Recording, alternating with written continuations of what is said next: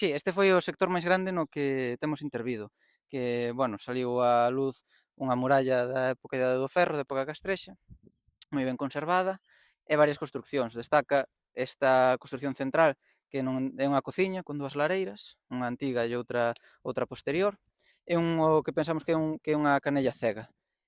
Cara onde estamos nos agora, pois habería máis construccións probablemente.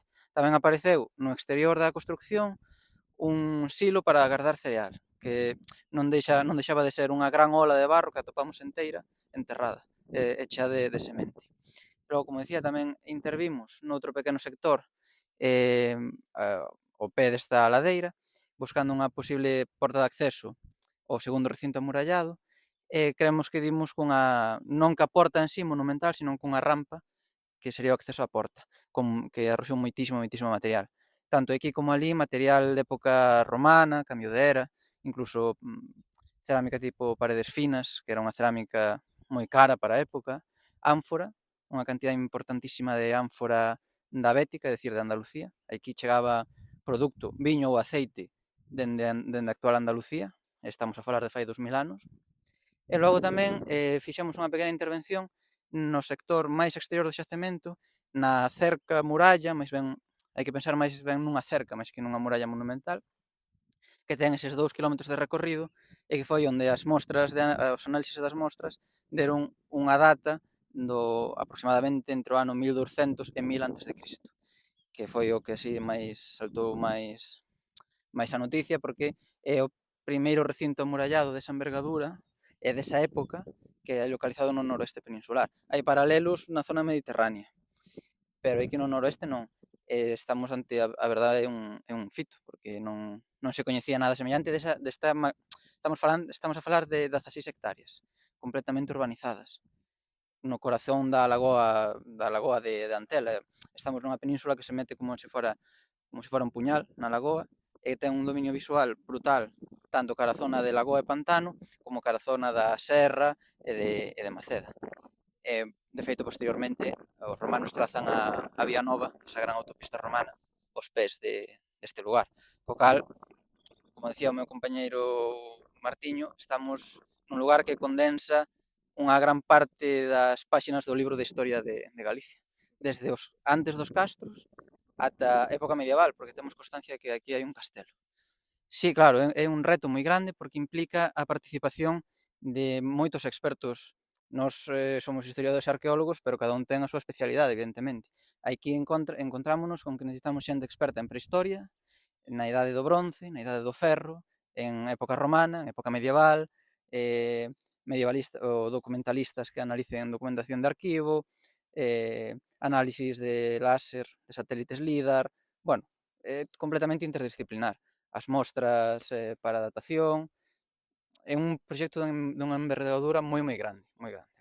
Si, aquí, ata agora, o impulsor é o propio Concello de Vilar de Barrio, que a verdade é que o que posibilitou todo isto, pero como decíamos, a importancia que ten e a envergadura que ten, si que faría necesaria a intervención a participación de outras administracións que den apoio a futuros proxectos de intervención, porque, insisto, temos condensada boa parte da historia non tanto, o sea, poderíamos decir Galicia, pero do noroeste peninsular, aquí na Limia, no corazón da Limia, en realidade. Moi pretiño de Ourense, moi pretiño de Xinzo, moi preto incluso de Verín, está moi ben localizado, o cal quere decir que xa daquelas este punto é moi importante.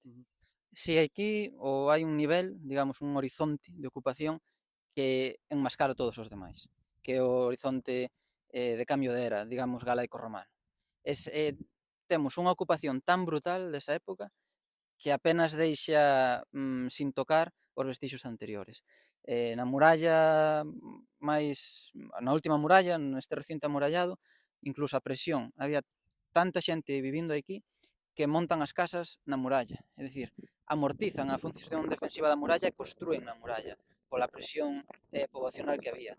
Entón, si ese nivel romano, porque ademais nos excavamos e chegamos a niveis antigos, e ainda que temos claro que son niveis antigos, siguen aparecendo materiais romanos. Por que? Porque chegan e revolven todo para poder eles construir e vivir, entón eso si é certo que é o horizonte máis potente que temos aquí. Xusto despois da conquista, pero probablemente aínda non estaba ben establecido o poder romano. Aínda non estaríamos falando antes de Aquis, ese tipo de construccións, nese momento de transición. Polo momento o que aparece é unha zona habitacional, sí. Xa digo que a construcción que temos plenamente identificada é unha cociña con dúas lareiras. Apareceu de feito un muiño, aparecen sementes de trigo, apareceron landras ou velotas e aparece moito cacharro de cerámica que se chama de cerámica común e cociña, é dicir, servicios de mesa, a parte de ánfora. Non aparecen, a parte dunha punta de flecha, que sí que a temos identificada, non encontramos coitelos, non encontramos nada que suxira un ambiente militarizado. Pero claro, isto todavía ten moito traballo por diante e pode ser que en algún momento salga. Pero de momento temos identificado unha zona, sí, habitacional, residencial. Eu non me atrevo a decir así unha cifra concreta, pero aquí faría falta un proxecto director a medio e longo plazo que permita intervencións seguidas con fase de restauración, porque isto nos excavamos, pero ahora virá unha fase de restauración e conservación, de musealización, de posta en valor, o traballo de laboratorio, pero temos miles e miles de fragmentos de material que temos que procesar, estudiar para logo facer publicacións científicas. Entón, estamos a falar de moito. Aquí hai potencial para moitos anos, para moitísimos anos, eso sin dúbida ninguna. Sí. E aí digo que diga vanme saltar, pero vou levar algún pau. Pero bueno, en magnitude estamos a falar que ten máis extensión que San Cirao de Las, por exemplo, que é o máximo expoñente aquí en Galicia de Ópida, de lugar de habitación. Entón, en magnitude, podería estar en magnitude urbanística a par de San Cibrán de Las. En importancia científica, home, eu non quero falar por encima nin por debaixo de ninguén, pero creo que o xacemento está no top en importancia, en interés científico, desde logo. Porque hai moitos xacementos moi importantes, pero de cousas de mundo romano que realmente casi todo, entre comiñas, igual, ¿no? É todo un horizonte moi homoxéneo e coñecido, pero aquí temos cousas que son moi pouco coñecidas. Entón, a nivel científico, creo que estaríamos no top 10, probablemente. A ver, si é certo que hai outros xacementos que teñen fases de ocupación longuísimas, de 1000 anos, pero son normalmente un poquinho máis modernas. O mellor dende principios da Idade do Ferro ata a romanización, ou de, o mellor, século III antes de Cristo, século IV despois de Cristo, bueno, nese abano. Pero aquí estaríamos a falar da Idade do Bronce, dun lugar de habitación moi potente de finais da Idade do Bronce, que posiblemente haxa un baleiro que se retome na Idade do Ferro, porque este recinto no que estamos ten todas as características de castro, e que despois, en época romana, volve a ter ocupación, e despois en época medieval, ata o século, probablemente século XII, XIII, XIV, volve a haber ocupación. Entón estamos a falar de 1700, 1600 anos mellor de ocupación. É impresionante. Hainos, sí que os hai, desde logo, pero aquí a particularidade é que tocamos esa época menos coñecida, que é, como se dixo Martiño nalgúna ocasión, os castros antes dos castros.